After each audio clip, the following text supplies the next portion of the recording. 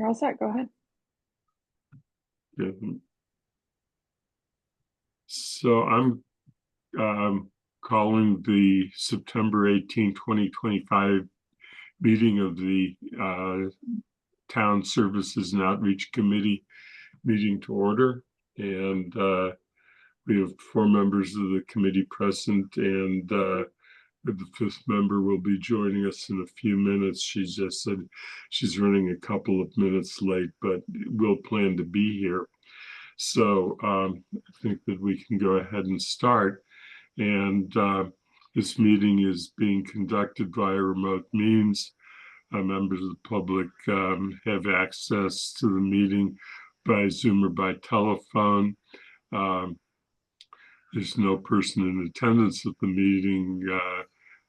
This is entirely a Zoom meeting, which is permitted by current open meeting law, but all members of the committee are able to attend the meeting in real time as noted, but everybody should be aware that the meeting is being recorded, both audio and visual, so that there's notification of that. With that, I want to make sure that all members of the committee can hear me and that we can hear them. And so and Chief is here with us now too. Bob Hegner, can you hear? Present. Yes, present. Councilor Ryan? I'm here. And Councilor Lord?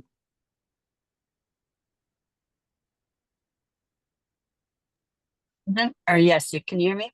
Yes, we can. And good morning, Chief. Morning. I want to just see if there are any members of the public who are present, since we always start with there are no members of the public present. I'll check again for public comment later in the meeting, but we did attempt public comment at the beginning of the meeting as provided.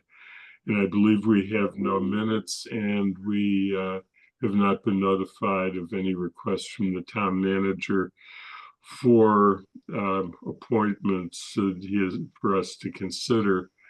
So that will enable us to move directly to the subject of number 5 on the agenda, which is the public urination and defecation bylaw. And so the chief is here to respond to questions about it as we go forward. And I will try and share screen in a few minutes to see if we can put it on the screen to discuss the draft that came forward. I wanted to explain again several things about the draft, and Chief will help fill us in on that. When we last talked about it, you asked that we be provided a draft of a bylaw for consideration for the next discussion. And I said I would take responsibility for that, either myself or designating someone else. I ended up doing it myself and with the assistance of the chief. And I also consulted the sponsor, Councilor Haneke, throughout this process of development. Basically, when we collected bylaws, were identified partly by the chief and partly by several members of the committee and the sponsor that were from other Massachusetts municipalities. There were 2 that were consistent with what we were looking for after our last discussion, and they were East Hampton and Lowell. And they were both in the packet from the meeting when we previously discussed it. we decided to focus initially on the East Hampton one, partly because it's in our area, and it also basically was trying to achieve what we were looking to do with the bylaw that was being requested by the police department and the sponsor, Councillor Haneke.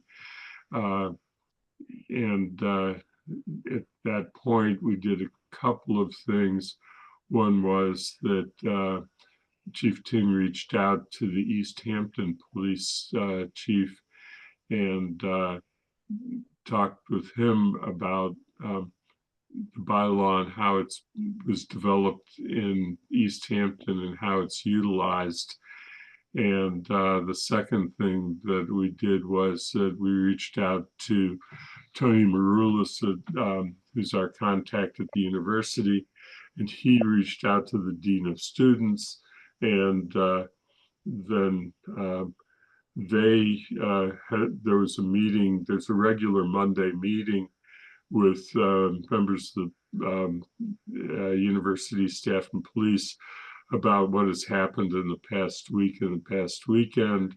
And they used one of those Monday meetings to discuss the bylaw. And I spoke with Tony subsequently and heard from Chief. Were you at that meeting? I was not, Mr. Steinberg. I had representatives there, but I consulted with them as well as Tony to figure out what was discussed, and basically it was introduced to the stakeholders, and there were no objections from anyone. And the report that I received from Tony, because I had a direct conversation with him, was that the university has, after the meetings with the Dean of Students and that you've heard about, that they have no objection to the bylaw whatsoever. They appreciated that we brought the matter to their attention. They have no problem with it. And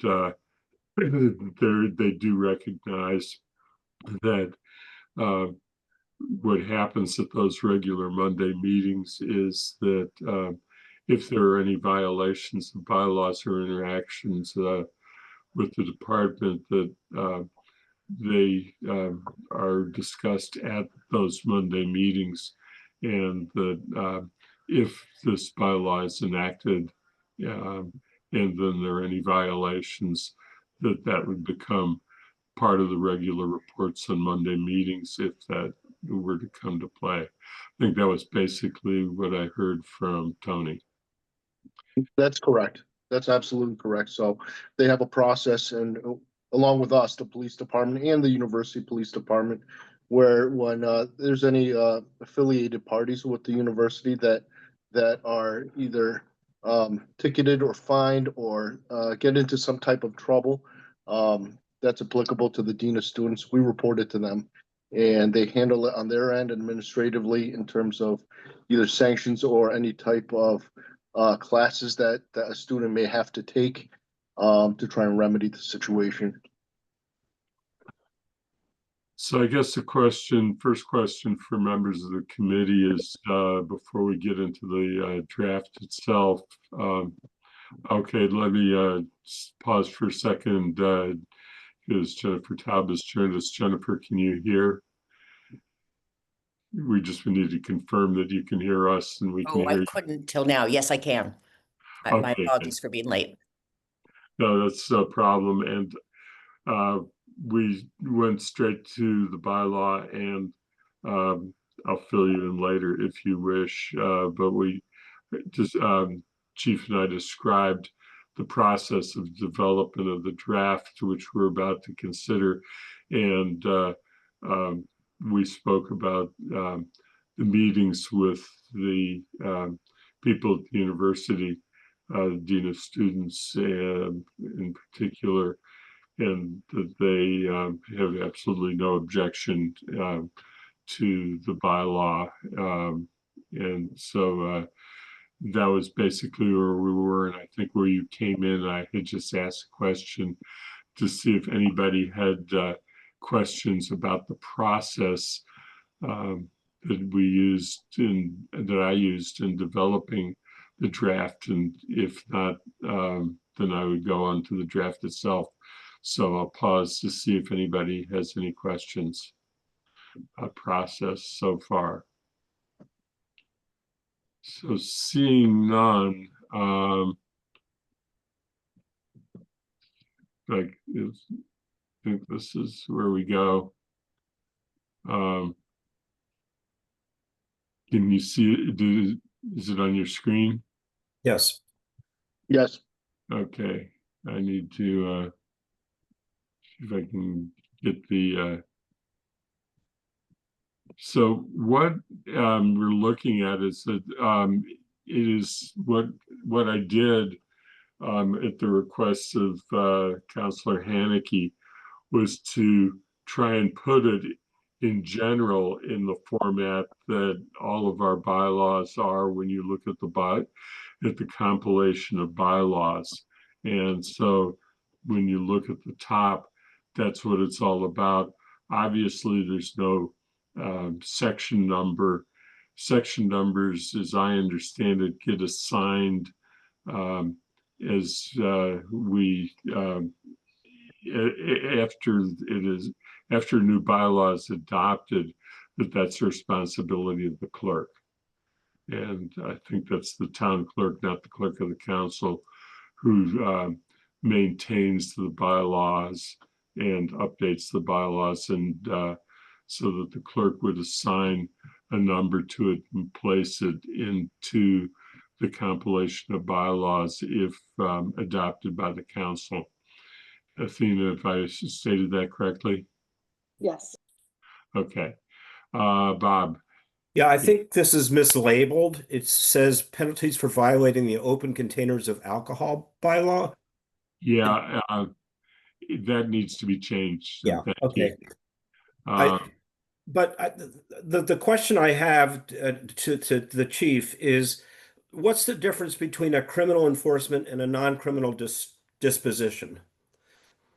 I mean, I thought the point of this was to have non-criminal way to impose a penalty on people. Right, and so that's what the fine is. The fine would be a civil fine.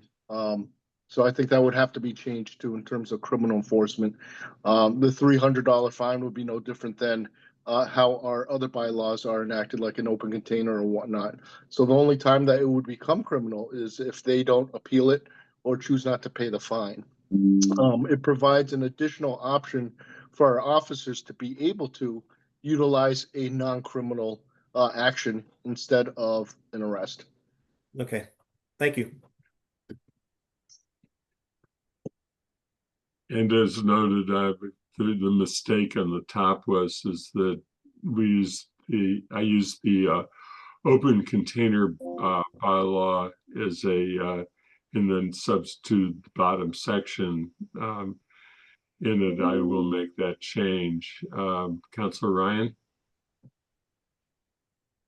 So just following up on the chief's comment, is there any change that needs to be made to the actual text, or can it stand as it's written? So obviously the header needs to be changed, but the line criminal enforcement and non-criminal disposition, is that the correct language, or does it need to be changed? I think it needs to be changed because the criminal enforcement is not a fine. The criminal enforcement is either a summons to court or an arrest. A criminal offense would not attach a fine to it from the police department. That would be imposed from the courts, from a judge after it's gone through the legal process there. But we would not impose any type of criminal fine. So that particular language should be changed. And Andy, do you have a sense of what that would be, or would we consult? I mean, I don't know, so that's why I'm asking. And so maybe we'll just have to, we'll have to find out what the right language would be, but I don't know. I'm sure Mandy would know, but I don't know. We could ask when this, if this is approved by the committee today, it then will go immediately to GOL Sure. and to KP Law, Okay. town attorney. Yeah. So we would ask town attorney, I guess the question that I have for you as a committee is, since this is the language that is in the open container of alcohol bylaw, and it has been presumably reviewed and approved, should we leave it in and just ask if it's appropriate for this bylaw, or how do we want to state the question?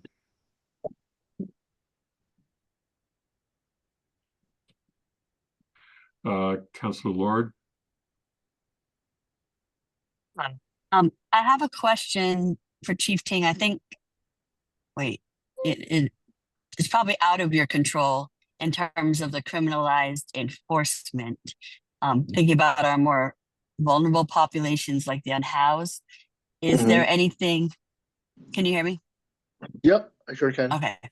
Is that something that's beyond, because that's like judges and different jurisdiction? Is there anything we can do around that in terms of finding Well, ways to help them? So, in terms of if this bylaw was enacted, certainly, that's not the focus of this particular, I consider it a tool. This gives officers an additional tool to utilize in certain situations where arrest, criminal charge might not necessarily be appropriate, and a warning might not necessarily be appropriate. So this is something in between. Certainly our officers have a ton of discretion in terms of being sympathetic and empathetic to our unhoused populations. And certainly, we are not looking to target any particular group of people. But this town is pretty unique, being a college town.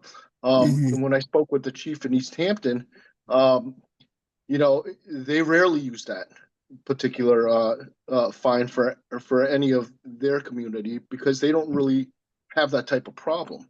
But we do have a problem, and certainly we receive a ton of complaints, especially surrounding the college community, especially when there's house parties off campus and there's students that are roaming around. So really, it's to combat a quality of life issue, and really the focus is not on our unhoused population. And certainly our unhoused population, we understand as a law enforcement agency that they are probably not going to be able to pay a $300 fine.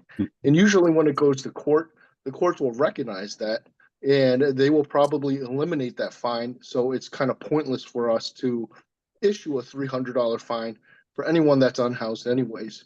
Our officers recognize that, and certainly that's not our focus. So again, there's a lot of discretion here, and our department is very sympathetic and empathetic to that segment of our community. I hope Thank that you. answers your question. Yeah, it does. Thank you. Thank you. And of course, on the non-criminal disposition, if something is issued, a ticket is issued, it would carry a $300 fine, and therefore the department would have to exercise some discretion on whether to issue any kind of citation at all. Is that correct? That is correct. Every circumstance is a little bit different.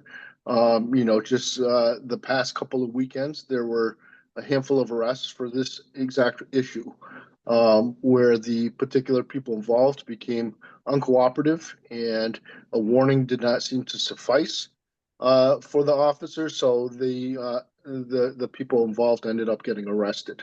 And that would have been a good situation for potentially a $300 fine versus an arrest.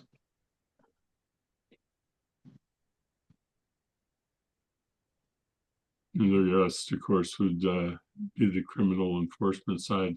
Jennifer? Yeah, then more clarification. So we can keep for our bylaw, the $300 fine for non-criminal disposition, that is within our local jurisdiction to determine, but the criminal enforcement, is that where we wouldn't put it in amount? Because that's up to the court? Or am I misunderstanding that?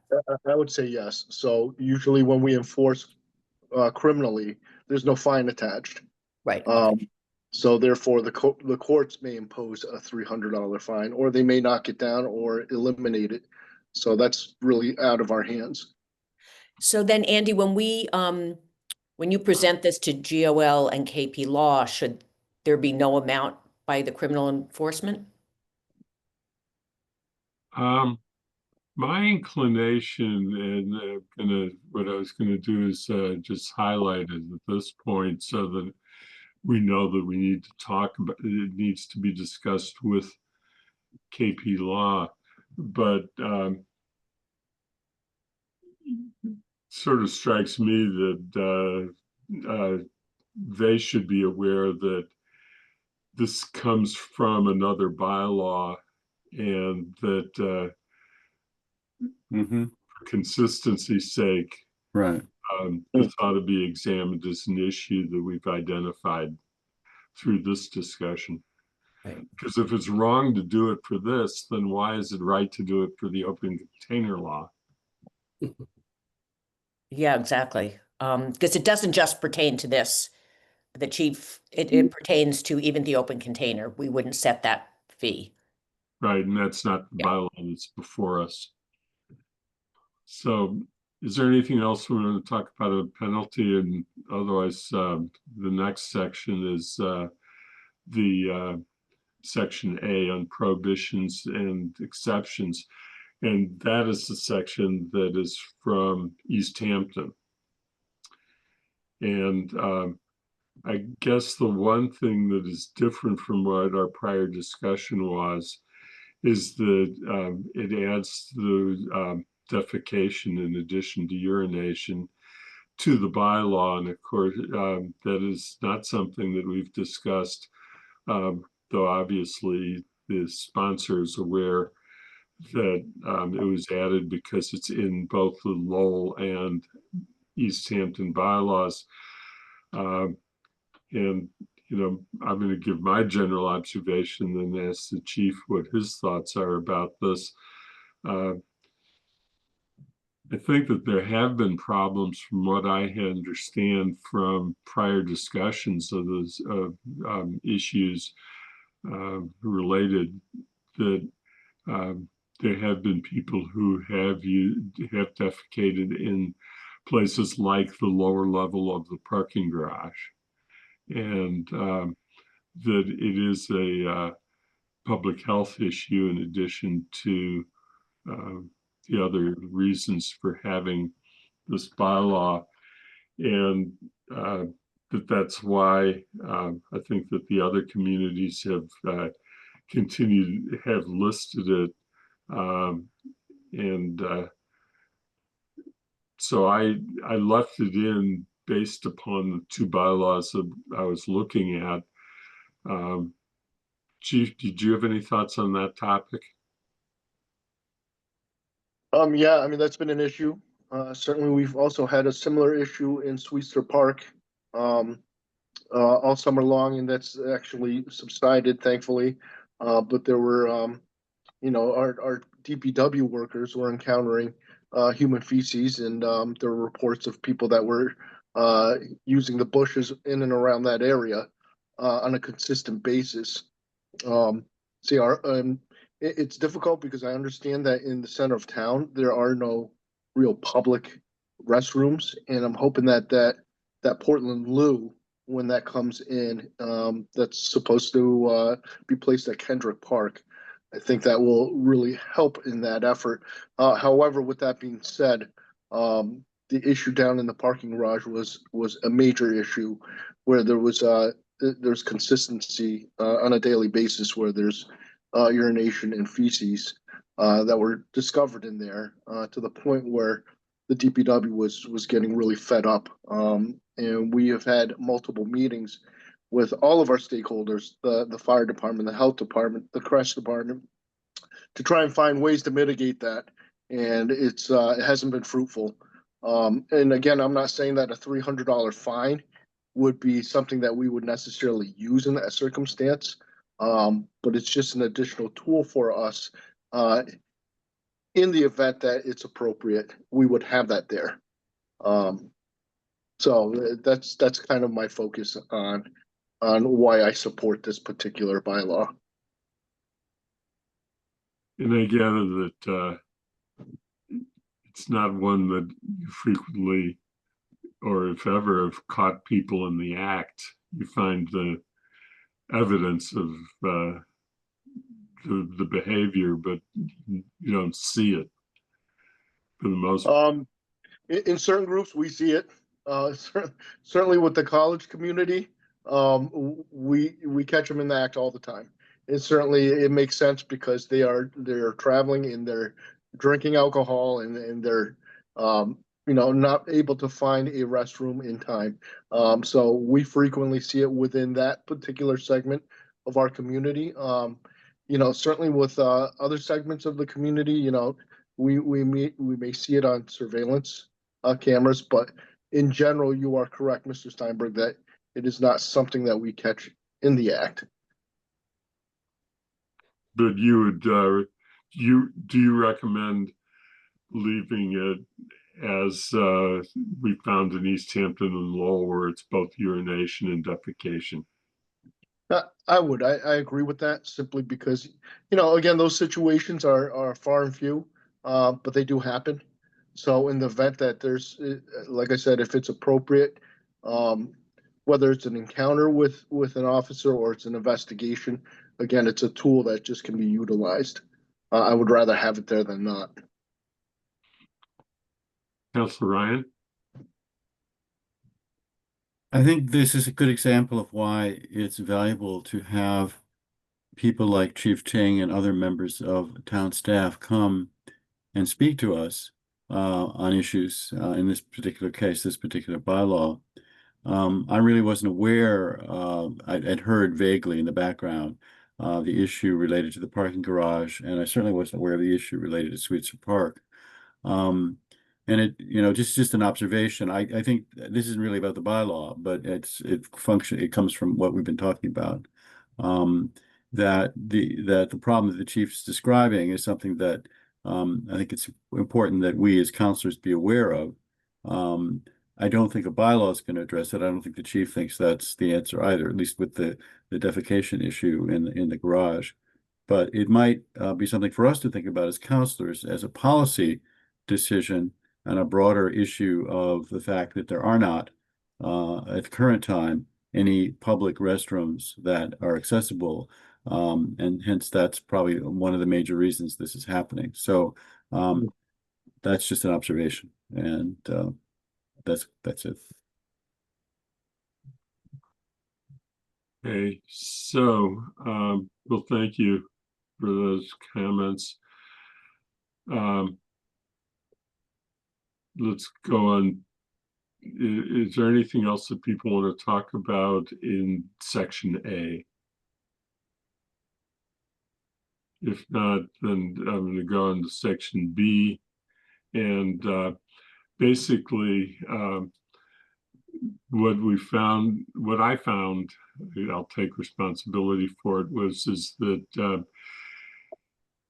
I liked Lowell's definition better than a public place definition than East Hampton, though both of them were not perfect. But the thing that was of greatest concern was the whole subject of front yards, backyards, and driveways is actually not in the East Hampton bylaw, and a lot of the complaints that we get are from parties where people leave the party and use the neighbor's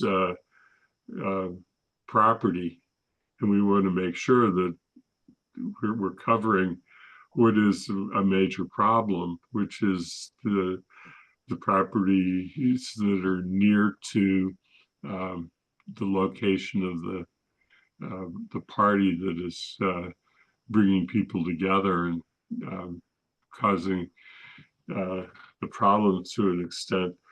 So I ended up taking the Lowell, and I eliminated some pieces from it if you compare the two, because there are some things that just exist in the infrastructure of the city of Lowell, that are not really applicable for us. I think that those alleyways, viaducts, things like that we just don't have. And so I shortened it and then rearranged the order a little bit to make it hold together a little bit better. But that's where I ended up, and that's the section that has been reviewed now a little bit by others, but obviously today it's the critical point because I think the committee needs to be comfortable with it. So is there any suggestions or questions about public place definition?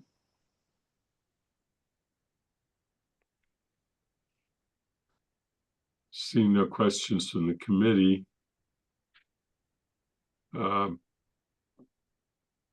guess the next thing that we just need to do is where we are is that we want to change the mistake in the title, which I can do easily, and we've highlighted the criminal enforcement, which we want to bring to the attention of KP Law, and I think that a motion would be along the lines of to recommend adoption of a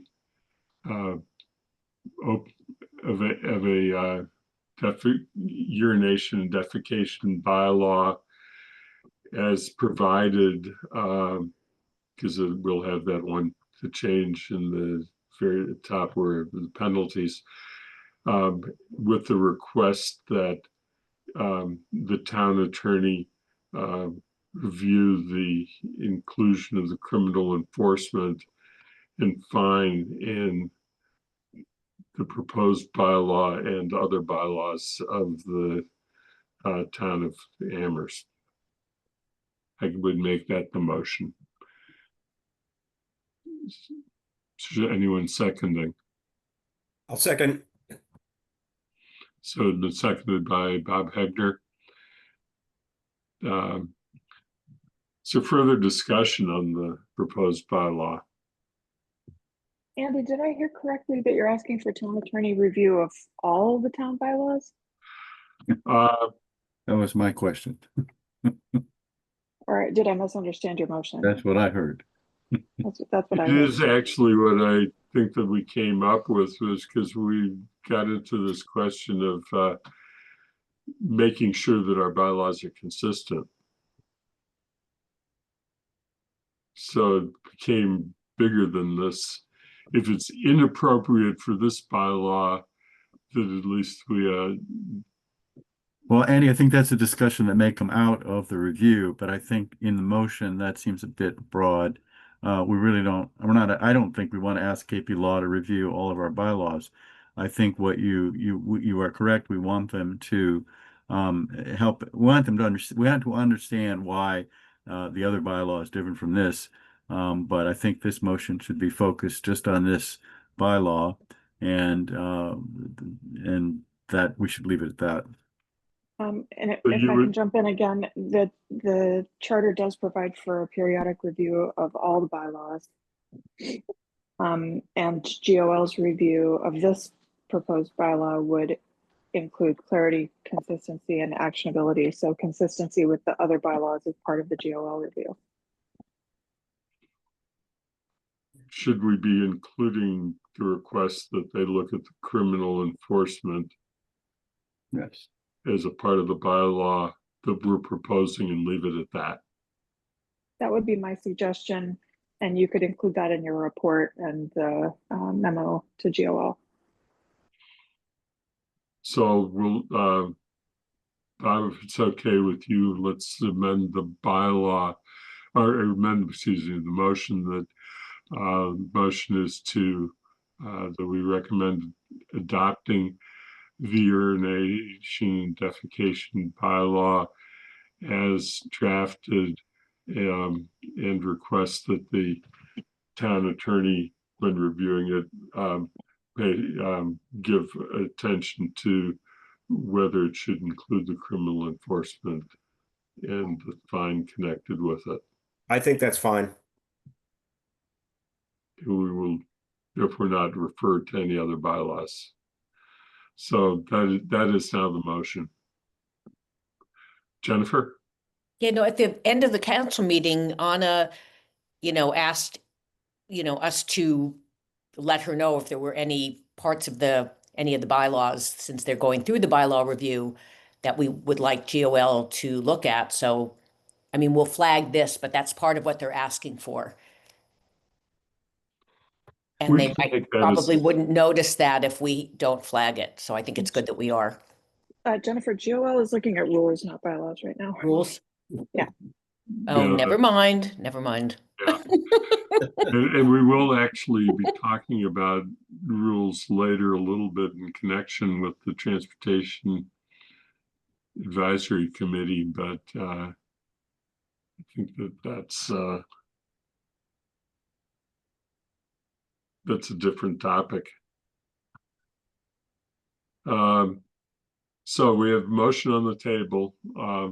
Let's vote on it, and then I may have one other question of Chief on a different subject, and then we should let him go because I think he's in another meeting he needs to get back to. So I'm going to call for a vote if there's no further discussion requested. Seeing no one raising their hand, let's go. I'll just go in the order on my screen. Bob Hegner, Yes. Councilor Ryan, Aye. Jennifer Taub, Yes. Councilor Lord, Right? and I'm a yes. So it's 5-0. It's a unanimous vote. And we are now recommending that it be reviewed by the town attorney and GOL for clarity, consistency, and actionability. And I think that we are on course that this could be adopted before the end of this council term. So I wanted to thank the chief for bringing this to our attention. The other question I wanted to ask you, Chief, real quickly, is that a little bit later we may have a little bit of discussion about the Heatherstone Road roundabouts. And the reason that they were recommended initially was that there was a concern that repaving the road and removing that center section in the northern part closest to Pelham Road might encourage speeding, and that if there wasn't something that was done, that there was a risk of speeding. From your experience now, do you think that that's a concern that we should carry forward, or because I think that there's we have recommended removing the roundabouts and putting in other structures for traffic calming. Is traffic calming an issue? I think it's always an issue, no matter what, to be honest with you. And, it's not just that particular area, it's really all over town. There's speeding issues all over the place. And unfortunately, we can't put traffic calming in every neighborhood. And I understand the complaints of the roundabout structures, and if they were removed, there'll probably be a little bit of an increase of speeding, but I think that there's other measures that might be appropriate to put in there. So I think that's worth visiting. I don't think it would be, I think, from the complaints that I've heard from the residents, I think they want it removed. And really it's their voices that should really be heard in terms of if they should stay or not. And I think overwhelmingly from what I've heard is that they don't like it. So I would certainly take that into consideration. Okay, thank you. Councilor Ryan? So, Chief, again, it's great to have you here, because we can ask you questions. And one of the things that I hear when you talk about this, and when I hear others talk about speeding in town, is that one of the key tools, perhaps the key tool, is enforcement. And my understanding and listening to you, has been that you're severely limited in your ability to do that. That you simply need more bodies. That given the current staffing levels, traffic enforcement is something that, of course, you do, and you do it as best as you can.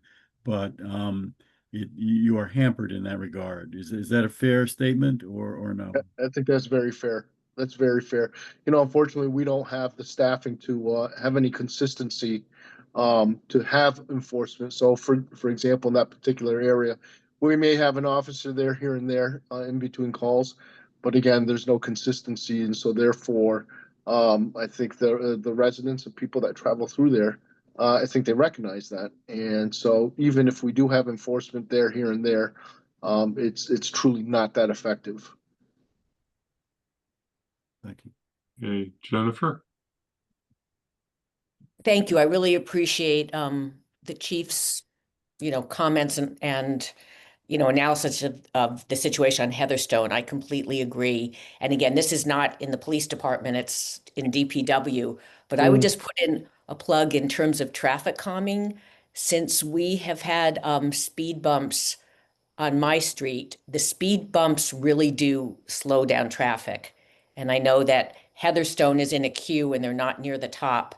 And that one counselor made the comment the last time we discussed this in a council meeting that the speed bumps are hard for the snow plows, but that hasn't been the experience on my street. And the speed bumps, again, you have to slow down, and they're not so far apart that you can pick up speed between the speed bumps. So as much, I guess, as this is getting a little off subject, but the council can provide funding and prioritize speed bumps for the busy through streets like Lincoln or like Heatherstone, that they are effective.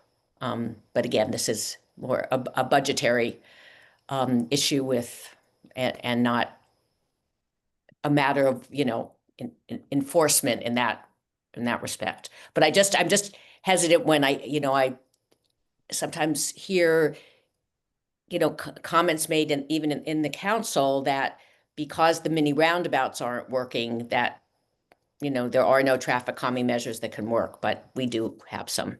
But I agree with what Chief Ting said. Has totally been my perception in terms of the residents that live on the street and drive there and walk there day in and day out really feel the situation is less safe than it was before the mini roundabouts. So we should, I think, heed their comments and advice. Which, of course, now it's in the council's hands. It's really not in the committee's hands further, unless it comes back, it's referred back to us. So that said, I don't think that there's anything else. We should let Chief get back to his other meeting. And thank you so much for being here this morning. And thank you. I appreciate being invited into participating in this, and I thank you for your time, everyone. Thank you, Okay, Chief. well, enjoy the rest of your day, and thank you.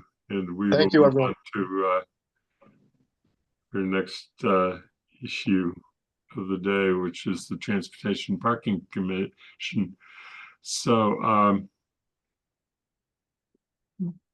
as we go down, what happened at the GOL meeting, and I've sent to you and is in the packet for the public,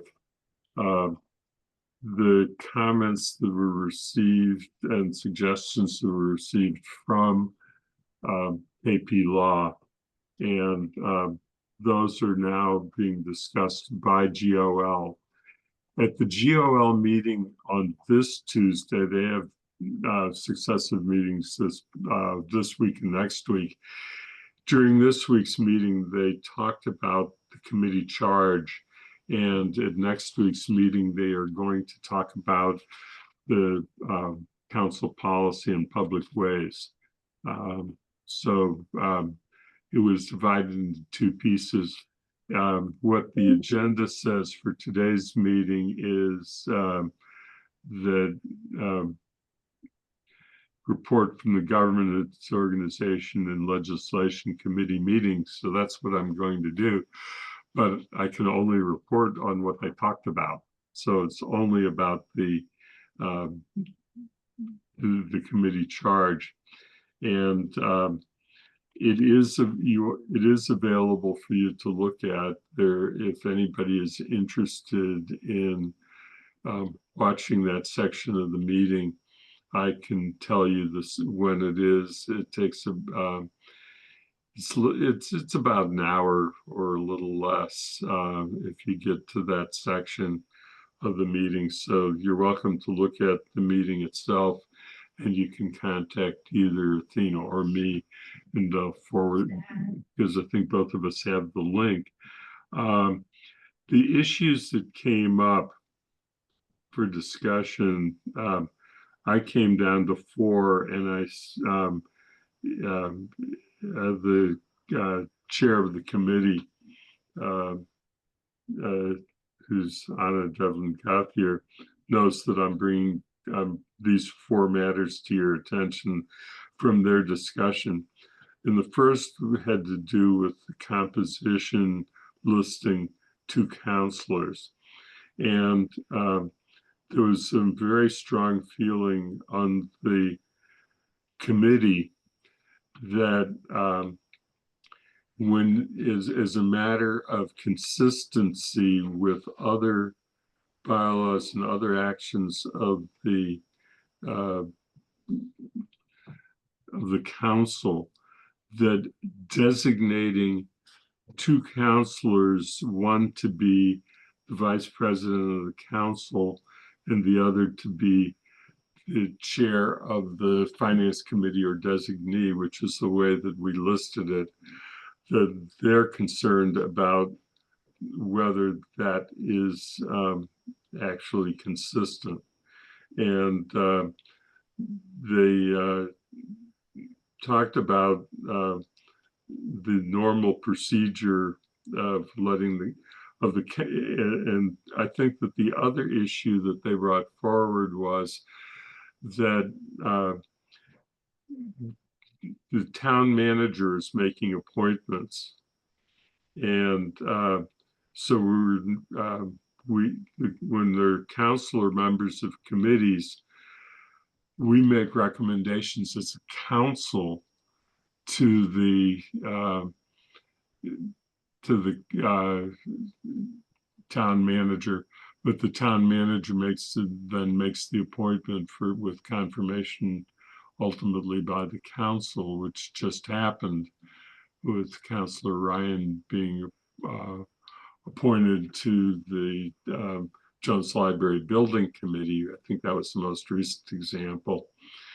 So that was their concern, and I think that they would probably prefer to have it be just listed as 2 counselors. There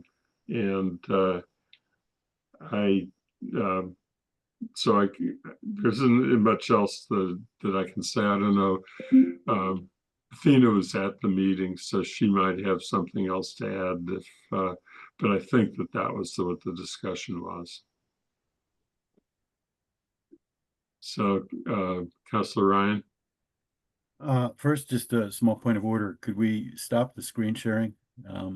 Oh, thank you. That's all right. I just keep looking at urinating and defecating, and it's just... yeah. Good point. See if I can. I mean, if we could put the alcohol, maybe I should look at the alcohol line. But the other comment briefly is that I agree 100%. This should be stricken. It just should say 2 town councilors. Is my 2 cents. Jennifer.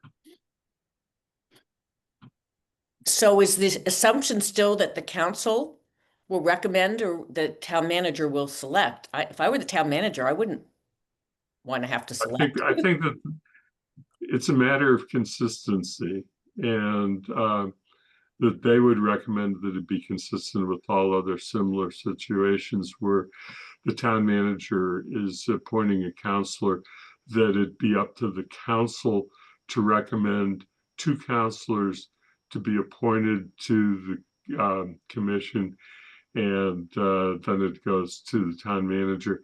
I don't think that the town manager has ever not Right. appointed. So you're saying here is instead of designating like vice president and so that the council that select, they recommend would- two counselors. I think their discussion was to remove the part that says who is recommended, the vice president of council and the chair of the finance committee or designee, remove that and just have it listed as two counselors.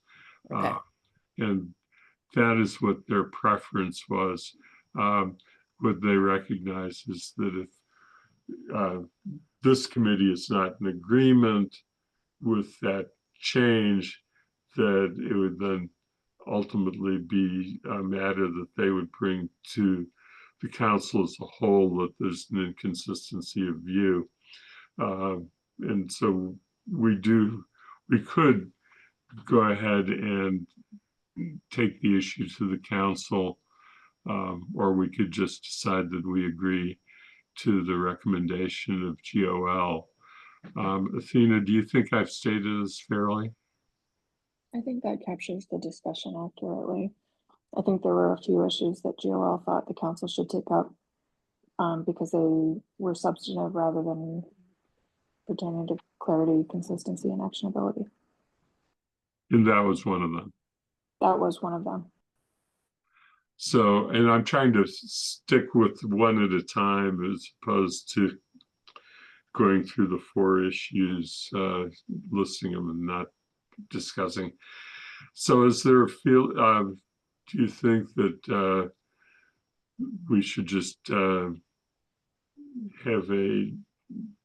some kind of motion that would allow us to take a vote that we are in agreement with approving the designation of the counselors and just have it be listed as two counselors?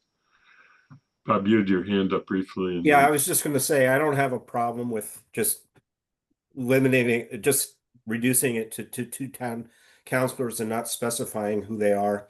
I think, you know, the council can decide who they want. Okay, Councilor Ryan. So I'm prepared to move that we strike Chair of Finance Committee or designee, comma, Council VP. I move that we strike that language from the document. Second. Okay, this motion made and seconded. Any further discussion on the motion? If not, I'll just go in the same order as I went to before. Bob Hegner, Aye. Councilor Ryan, Aye. Jennifer Taub, Yes. Councilor Lord, Aye. and I'm an aye, so it's unanimous, and I will report that along to GOL.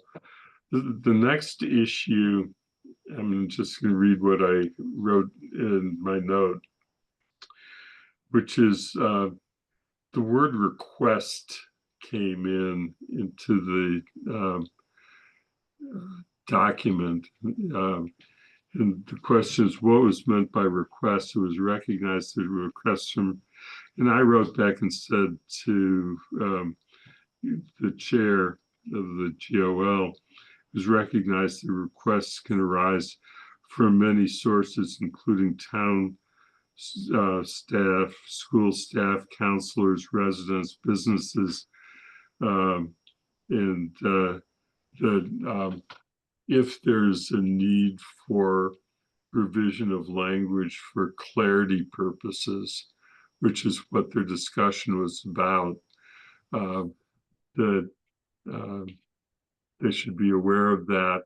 And I don't know that any action is needed, because if they came in with clarity, with using something like that with clarity and felt it was needed for clarity, that that was not problematic. But I wanted to bring that to your attention and see if you have, because I really was speaking as an individual, as not as a member, not on behalf of the committee.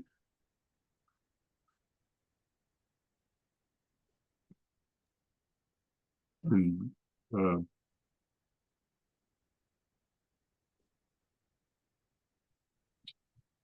Councilor Ryan. I mean, the language reads, approve requests related to public ways delegated to the TPC by the town council. So I don't really see a problem here. I don't know. I think that they would like to have more clarity to what the definition is, what is meant by request. Well, unless they have language they want to propose, I certainly don't have any. I find it perfectly clear. So I guess I would need to have them tell me what's so unclear about it. Do you have a sense of what they thought? I mean, clearly, if they didn't have any suggestions, so we're left in the dark as to what it was that they are in the dark about. Seems clear to me. Am I the only one who doesn't have a problem with this? Trying to see if I can get to. Anyway, I just, usually GOL makes recommendations. If they have a problem with clarity, they offer alternate language. If they don't have any alternate language, then it would be helpful if someone could explain to us what they find so unclear about this, unless someone else on the committee here sees right away what the problem is. I don't. Well, the comment that was The public ways requests. What they did was that they recorded what their discussion was, and it was and what was recorded was that make sure we clarify who can raise requests in the public way policy. And that is the extent of what was said there, which is why my comment to her was really what we had talked about before. And I gave her the listing of where we thought that requests could come from. Isn't it clarified in the document? I mean, in other words, as you go through the document, it clarifies, what requests are appropriate, because the requests that are related to public ways that are delegated to TPC by the town council. And that's going to be specified in the policy, which is the other document. So it's true, you're going to have to go to the policy to get the answer, but the answer's there. We're certainly not going to put the policy So the way it was clarified was go see the policy. Right. Anyway, I don't have any language to propose. I don't understand what the problem is. And, so I'd say we just go on. And if they propose a change in language, then. But they didn't. So, well, they didn't yet. They just reviewed this document, right? They reviewed the document. They deliberately did not vote. Oh, they didn't vote. Okay. All right. So And it's still, they okay. have they would have to come up with alternative language. And if they want to be a little bit more specific, then that's their right to do so, because they need, if they're concerned that there's a clarity problem, then they should act accordingly. I said I was going to report on their discussion today. It doesn't mean we have to act on their discussion. And we did on the first. We chose to do that on the first. We can just leave it and say, and not respond further. And I can let the committee know. I think the more difficult discussion is going to be next week when we get into the policy, because there are so many different pieces to it. The next issue is related, and again, going back to, and it had to do with whether the intent was to replace SeeClickFix or create a separate system for issues that are more than maintenance. What was, let me see if I can find the actual section again of the policy.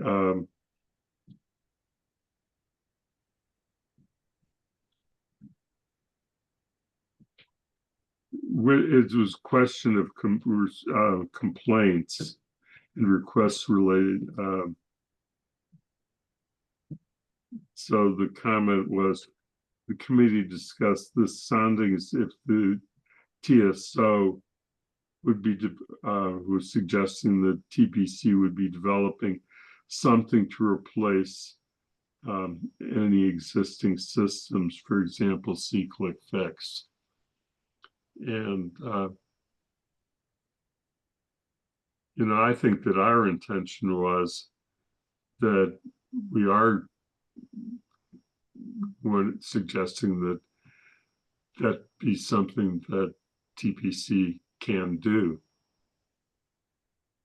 if it wants to improve SeeClickFix or use some other system. That would be a decision of the commission. It would not be something that we would that we're recommending in any detail. And that's why we left it very general. I think that's where it is. And I'm not suggesting that we do anything. I just said that I was trying to point out that that was an issue that was brought forward. Bob? Yeah, I don't see this as as big an issue as evidently some people did. I mean, DPW can bring issues of road repair to the TPC.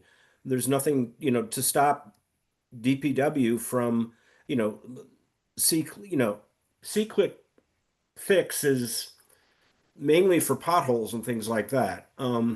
You know, and if something else comes up that requires, you know, like speeding or something like that, they can be referred to the TPC by DPW, right? I mean, or the TPC can create their own system if they want. I mean, I agree that it's up to the TPC to decide what they want to do, how they want to gather information from the public on the streets. And I think that's the way that I handled it. As I said, I responded to the committee, TSO committee chair, and fair for you to know what I said to her in an email, and I was speaking again for myself. I made it very clear that I was speaking for myself and not on behalf of the committee, but since we hadn't met, I said the complaint procedure could replace SeeClickFix or create a separate system for issues that are more than about maintenance of current roads. This will be a decision of TPC. SeeClickFix addresses complaints about roads as currently configured and regulated. It does not address issues such as the current request to eliminate a parking place on Amity Street to provide better visibility, requests to change speed limits, requests for traffic calming measures, etc. And I pointed out that Northampton has a system with a special form that can be completed through the city's website. And that's all that I said. I didn't make any recommendation. So it was purely to try and flesh out things to the conversation that took place at the TSO meeting. So if there's nothing more to be said, we can go on to the last topic. and the last thing was regarding there was a concern about access to town staff, and there's always a feeling that giving any committee access to town staff when there's an issue that Paula is always concerned about placing demands on the time of staff is something of concern. And so I said that we need to recognize that Paul had proposed that the police chief or designee, superintendent of public works or designee, and planning director or designee be members, and that they are listed as members of the committee as he recommended. I suggested that the question was really not about those departments where the bulk of the questions will come up. I think the other one was probably, quite frankly, finance, because the ability to pay for something is always an issue. But they need to, when they come up with what they believe to be appropriate, that they could say that they do need to recognize that 3 departments are all already heavily involved, and that this really needs to be focused on other departments within town government. So those were the issues that they discussed. Councilor Ryan. So Andy, looking at the document, and there's a large body of text in, at least in my version, in green. That seems to be language that's been added to the charge by KP Law. And is that is correct? That language. Correct. And are we just accepting that as just they're the legal experts and they get to put the language in and that's that? Or do we need to look at it and make sure A, we understand it, and B, we're okay with it? Because it's 2 paragraphs of detailed language that I'm just beginning to look at. Do we have any say on it? Is it just it gets put in there because KP Law says it should go in there? The second paragraph, for instance, says, from time to time, the town council may elect to itself make a final decision on an application or request. The word application is a new word. I don't know where that came from. We've never used it. But nevertheless, delegate to TPC responsibility for conducting a related public hearing. I don't know what that I don't know what that means. I mean, You're in the, which are you in the chart? I'm looking at the only, there's only tiny changes actually. It's the only real change that's to the document on page 2. I am looking at the right document, correct? This is the draft committee charge document. It's the second page. Yep. Under charge. There are 2 full paragraphs of language that have been introduced. And I thought we should at least, people should read them. And if we have any questions or concerns, because this is new language. And it comes from KP Law. So is it C5? Are you down to 5? No, we're looking at the charge We're document. looking at the charge only. Right, only the charge. They haven't gotten to the public ways policy document yet, so that we don't. Wait a minute, Yeah, you Okay. want to look at the charge. I don't know if we can get it up on the screen. We can get it up on the screen would be nice. I'm looking at it on my computer, but So it's the one in the file that says KP comments? I'm seeing if I have it available and it easily to bring up. I believe I do.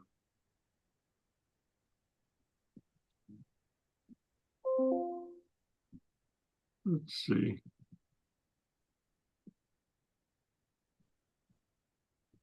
Oh,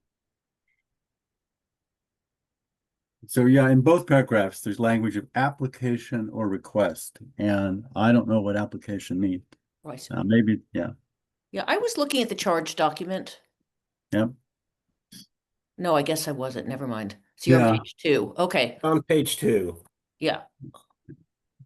It's a 4-page document. Right, right. I'm looking at with green, pink, and purple. Yep, that's it. okay. And the language that KP Law is introducing is in green. Depends on who's your computer actually. Right. Oh, is maybe that true? I don't know. Yeah, but you're talking about it under the section that's labeled charge Right, on page 2. on page 2, and the second and third paragraph.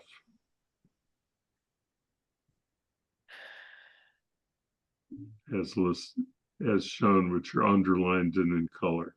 Right. So maybe this is legalese language, maybe it doesn't mean anything, but this whole approach has been about requests for changes to the public way. And so people make requests. They say, could you do this? Could you do that? Town staff says, could you do this? They're not making applications. They're not applying for anything. Yeah, applications is That's another universe, I think. I mean, so that's my first question. What does application mean here? Probably the rest of it's fine.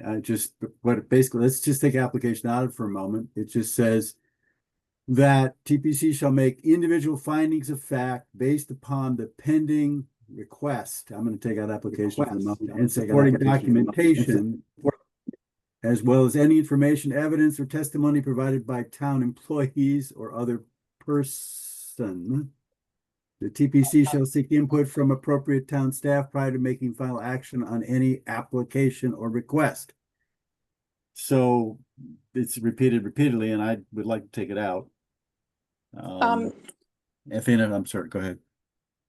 I think some of these questions pertain to clarity, consistency, and actionability, and they're going to be taken up by GOL. I think this process is getting a little bit confused if TSO is looking at the legal review that GOL is currently considering. All right, so okay. So since they haven't voted on it and they haven't made any decisions, They haven't finished their review. okay. It's one thing if there's substantive changes that TSO wants to weigh in on, Okay. and then send that feedback to GOL for their review. But some of these clarity, consistency, and actionability questions are within GOL's purview, and they're going to look at those legal opinions and additions. So I think we're just getting into a little bit of like which committee is doing what, muddling things up. So I'm going to strongly recommend that you let GOL kind of tackle those questions.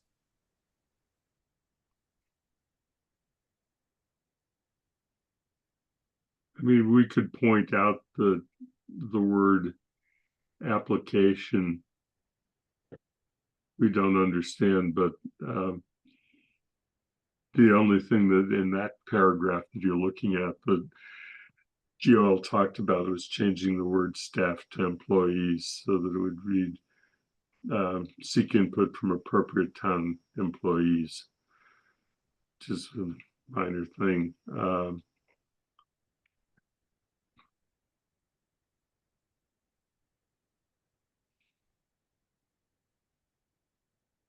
And I think for they actually were talking about some other things in the next paragraph. They would change it instead of from time to time.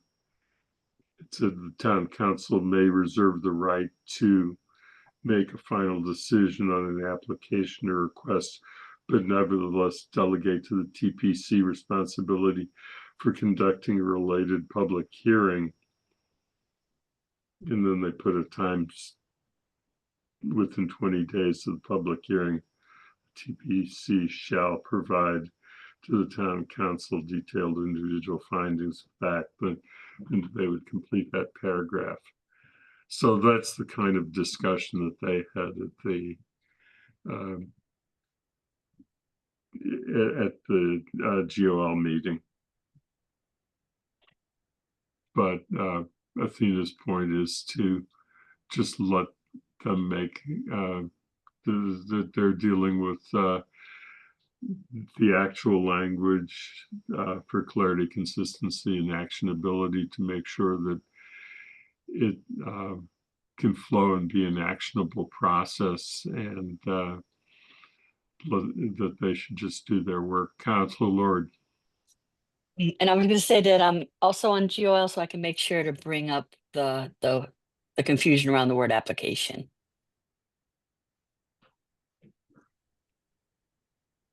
If that helps. It would help, just because we don't know what it references, since there is no thing that we know of that's an application. Councilor Ryan. So just a process question then. This is not coming back to us. This will be voted by GOL and then it goes to the council. And these kinds of discussions, whatever they may be, will take place at the council. Is that correct? Yes. Good. So we can move on to something else then, because I guess you had a couple of questions that GOL had for us, and that's what you were trying to address before I sidetracked us. So good. We now know. Okay. So if we have nothing further on this topic, we'll and the more difficult one will be the discussion of the policy itself, because what I found is that AP law really was getting into sections of looking at the policy as a whole, not just the amendments. So that they were going, looking at the entire policy as if which they may never have looked at. We don't know. It's been that long that I can't recall. I know that Evan Ross was involved in drafting that original policy, but was in the first year of the council. But Andy, if I may, then the same response or same answer applies. When GOL finally is done with that and has made their determination, unless they have specific questions to you as chair about items that you could bring back to us, that document does not come back to us. It goes to the council in whatever form they finally put it in, and the discussion about that takes place at the council, not here. That's right. Unless the council refers it back to TSO. Thank you. So we're that's going the on process. then to next agenda items, which are recommendations on council rules of procedure and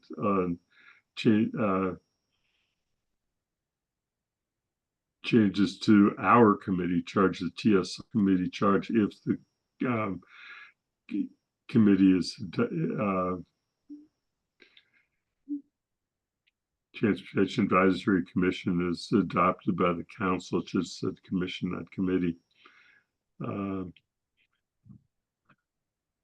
Andy, are you skipping 7 or do we already discuss don't really have anything to discuss Okay. at this Seven. point. Okay. And so I was going to just suggest that what we do is put those into our planning for the remainder of this council term as to whether we want to take any action. And the only thing that I would put forward is if there are any members of any of you who are members of our committee who would like to work on either of those two issues, reviewing the rules of procedure or reviewing our committee charge, and would like to take responsibility for leading the discussion at a future TSO meeting, to please let me know. I don't have a specific language recommendation. I think that we just felt that it was important that matters not get referred back to TSO after the TPC has made a recommendation, and that we want to make sure that the council rules of procedure are amended accordingly to so that we don't have a duplication of the process. And so that brings us to what is really the last item, and because for discussion today, which is why I actually felt we didn't have a problem with 2 hours. There were some issues that we've been assigned to as additional issues, and we need to recognize them and get them into our planning. One is, and Jennifer's the one who brought this to the council, the Amity Street request that we heard and was referred on Monday. We just need to put that on an agenda for one meeting, and I think that it can be taken care of at a single meeting. And I would tend to do that fairly soon, just to get it done. Jennifer? Yeah, thank you for putting that on a, soon future agenda. Would we invite Chief Ting and a representative from DPW? It doesn't actually have to be the chief, just in terms of the traffic incidents. One of the questions asked was if it was a high rate of traffic accidents, would we look to the police department? That's where the traffic report came from, or to DPW. So I'm just wondering if the staff from both those departments weighs in on this decision. I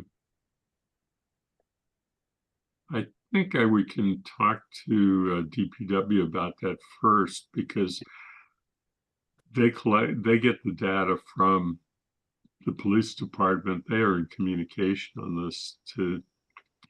And I think that's why Paul wanted to have both departments represented on the TPC, so that it could just happen in a more routine and open fashion than it currently exists. But I think that happens already.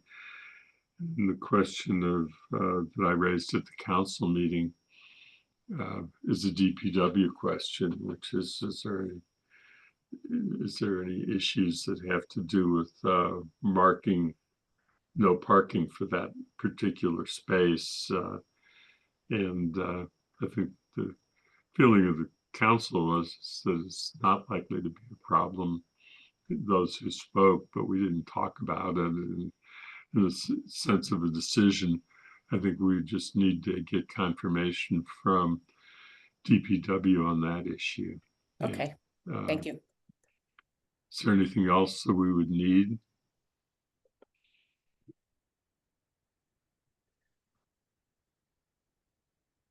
Did you get the sense, Jennifer, that there was, and then I'm going to get to Bob as his hand is up. Did you get the sense that there was actually an accident coming out of that driveway, or that they were just concerned because there had been other accidents in that stretch of Amity Street? I would have to look. I don't know that there has been one coming out of that driveway. Yeah, I know that I go to the dental office across the street, and there has been at least one serious collision. And I guess because I pull out of that driveway and so it's the other side of the street. So it's, well, either way, making a left or right, but it's pretty scary, because you do have to go out into traffic in order to see cars coming. And I recall one serious accident, maybe more, out of the dental office. And again, you have people exiting that driveway who don't live on the street, who may not realize how fast cars are coming. But just sort of empirically, I could ask the resident of 151 Amity who, wrote to us on behalf of the homeowners association to try and get some clarity as to whether there's been accidents from cars leaving that driveway in particular. And I only raised it for the question of making sure that we're accurate in anything that we consider in a report. But the major point that they were making and that you just made by reference to the dental office is that Amity Street is a very difficult place to make left turns into because of visibility. Once you have to sneak into the street far enough to be able to see, and then you're already into the street part way. Yeah, it's really that they just go so fast. The cars are not observing the speed limit. Despite the installation of the flashing sign on speed. Bob? The flashing sign is further down than 151. So, Right. but my question is, what other, I mean, how many driveways, you know, Jennifer, you just talked about another one, a second driveway that has the same problem. So how many driveways have the same problem on Amity Street? And if we fix one, shouldn't we fix all of them? Yeah, and part of it is the two 151 in the dental office. You know, it's not just a single family home. Yeah. I mean, particularly the dental office, you have a lot of cars coming and going, but that's part of it. It's, Yeah. you know, But the problem, I mean, it's the same thing I talked about at Cumberland Farms. You know, people have to, because Belchertown Road curves around to the right, people have to nose out into traffic, and some of them are cutting across to the other side of the Belchertown Road that goes on the other side of the bank there, and it's an accident waiting to happen. It's really dangerous. But anyway, it just seems to me that if we're going to address one, you know, there's two now that we know that are a problem. Maybe there's others. Maybe we should have DPW or somebody give us a sense of how widespread this problem is. right, because that Amity is a street where you have a lot of residences on a busy major thoroughfare. I think that the other problem that we have to consider is the parking. Is those aren't those spaces for permit parking, and they're used by a lot by town employees and other employees in downtown? You don't need a permit to park there. I mean, you could park there. There may be there's probably people with permits to park there, but you don't have, it's not a permit only. Wouldn't matter though. I mean, Yeah. what we're really concerned about is not what the designation of the parking is. That's a different issue. It's the fact that parking is allowed at all, and the loss of spaces is still going to be a loss of spaces. Councilor Ryan? We're straying. We're starting to have the discussion, so we should just go back. Yeah, we're getting to the discussion. Yeah, we need to just make sure. So the other one that was referred to us is even, I think, more difficult, which was a process for making decisions on burying utilities. It came out of the Amity University Drive roundabout discussion. And I think I would have to go to the council minutes when we get them on exactly what unless Athena knows the answer. But there was a referral to our committee on developing some sort of policy or process. Athena, do you recall? Or anything. Andy, are you saying there was a vote the council had on this? I don't recall a I don't vote. recall voting on it. No, No, I think it was there wasn't a vote to refer anything to TSO. right. Guilford Mooring made a suggestion that a group be formed, but that's not a Okay, proposal that we're bringing to the okay, that's council at this helpful. point. Thank you. Right. So I don't think Right. this is, yeah, My notes are inaccurate and we get that straightened.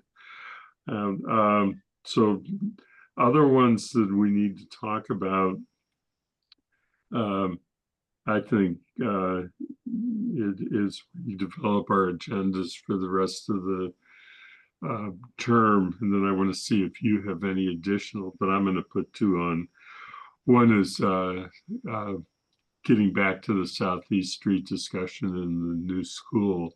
Mhm. And Kathy Shane raised the issue, not at the last meeting, but the meeting before. And she had a very specific suggestion, but that while we don't seem to be in a position of making a recommendation on a major change, either in traffic lights or any reconfiguration of road, that we're going to end up with the school being open. Kathy's suggestion was that at least there be consideration of the need for a traffic light where the school buses will be coming out. I think that it's probably a discussion we ought to have, and I would put it back on the agenda and ask that Guilford be here for that discussion. The other one is I'd like to have one last discussion on and report on waste hauler. And so I think that those are issues that I would like to get on agenda. Sir, now I'm going to open it up for you to list anything you'd like to add.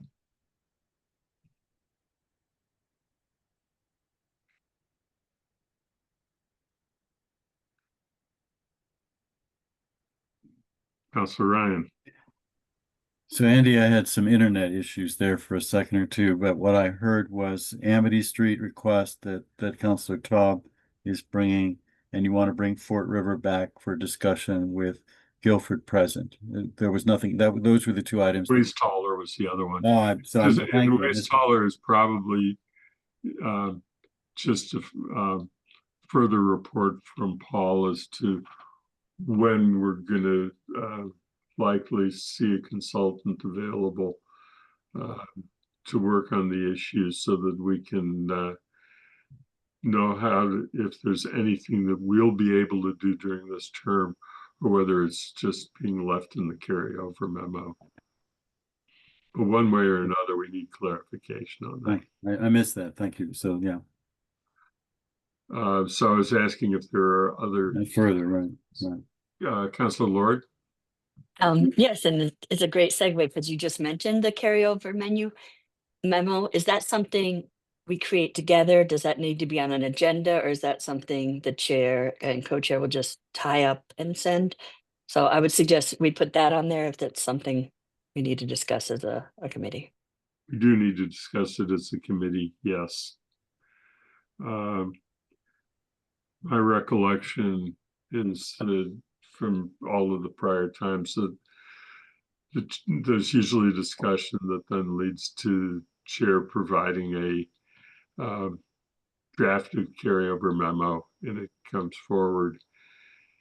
And there's one major issue from the last council that was in a carryover memo to us that we've never really addressed. And I have discussed with the sponsors on several occasions, and that is the street light policy. Mm-hmm. And the lighting policy was proposed by Anna Devlin Grafshire and Councilor Haneke, and at the last council, and it was discussed substantially in the TSO of the last council, and then at the end it was agreed that Paul and Guilford should make a recommendation of a policy and bring it back, and they have not done so. So it's other weird situation, but it is a leftover issue from the prior council. Councilor Ryan? So Andy, you mentioned the rules of procedure and the committee charge items 8 and 9 on the agenda. I think you're right that when TPC is finally done, and it looks like it will finally get done, revisions would be needed. So that should be, I'm not saying next agenda, but that will be on, I assume, an agenda at some point to have the committee review any proposed changes to the rules of procedure or to the committee charge. And then, I mean, today we had an interesting example of something that just came up in the course of discussion with the chief. And that's the challenge of, I mean, the lack of restrooms downtown. And while that hopefully will be settled at the Kendrick Park site fairly soon, though at the moment it's completely up in the air. On the other part of town, where the parking garage is and where Sweetser Park is, there is nothing. And I don't, is that something that this committee would like to, I don't know, that's an issue of, affects the community on many levels, and I don't know where that falls. I've also mentioned my desire to have the committee read and discuss the age and dementia study and talk about senior services. We just have a new senior services director, so perhaps that's premature. She's going to need some time to get her feet under her. But it's the perennial question for this committee. What can we take up on our own, or are we always bound by council referrals? So two things that I think of. One came up today, downtown restrooms. And of course, I've mentioned senior services before.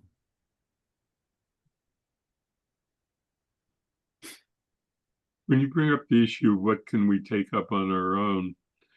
Is that really something that we should be suggesting be reviewed with committee charges, including our committee charge?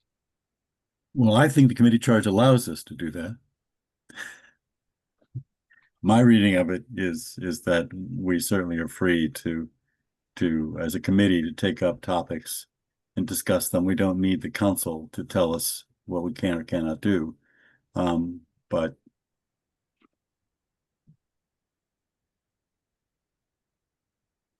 I think it's a fair question.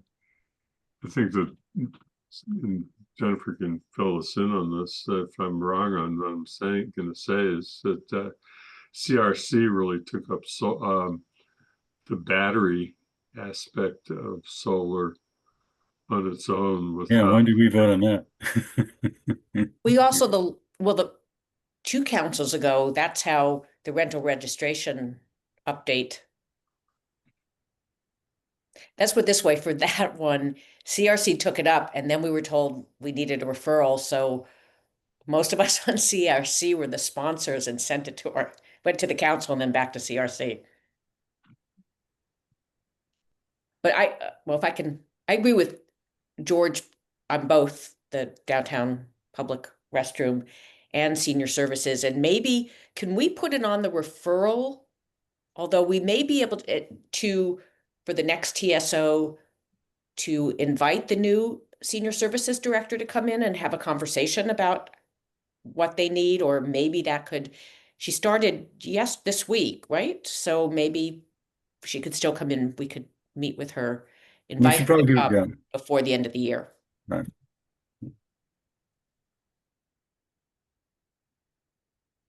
We're not going to be able to do any action left. I was just counting up this morning. This committee really has only 4 meetings left. And the council has only 5 meetings left. And the reason that I was doing that counting is that it was certainly the bylaw that we voted this morning needs 2 readings in the council. And if we want to see that get done by the council term, we needed to get it to GOL as quickly as possible. And so I will get that to the attention of both the chair and the council president, that we would like to see that happen so that it can be done with 2 readings and adopted by the end of this year. The other one is that at the GOL meeting, Lynn said, I believe, that the committee charge could be voted in one meeting, but that is a matter of policy, even though it's not a bylaw, that she thinks that there ought to be 2 meetings scheduled, essentially a first reading and a second for action for the changes to the policy, to the council policy on the public ways. And so that there's, she was trying to put some pressure, I think, on GOL to make sure that it moved its process along so that it could happen this year. But it ends up being December 15th, and there isn't much time after for the action on the 2 items that we're talking about that follow. So I think we just need to just go ahead and say, if you do it, then this is what we recommend, and not wait. So that's the way I'm thinking of approaching it. So is there anything else I should be aware of? Because what I would then do is work with the vice chair, Councilor Ryan, and we would come up with agendas for the next, for the remaining 5 meetings that are scheduled, and get that back to you for review. And if that's agreeable, I think that would take care of today's agenda. Just want to go back and look at the participants list and make sure that we still have nobody in the audience. So there's no public comment today. Is there anything else we need to do? And if not, I'll take a motion. I move to adjourn. Second. Second. It's been moved and seconded, and we'll vote. Bob Hegner, Yes. Jennifer, Yes. Councilor Ryan, Aye. Councilor Lord, Aye. and I'm an aye. So we are adjourned, and I thank you. And this has been very, very productive because we got that bylaw done. Yeah. And I will Thank send you. out, Yeah, I'll send out with a little revision, and it's make sure that gets done and it moves along. Thank you. Thank you, Eddie. Thank you. Bye-bye. See you Bye. at the block party. Yep.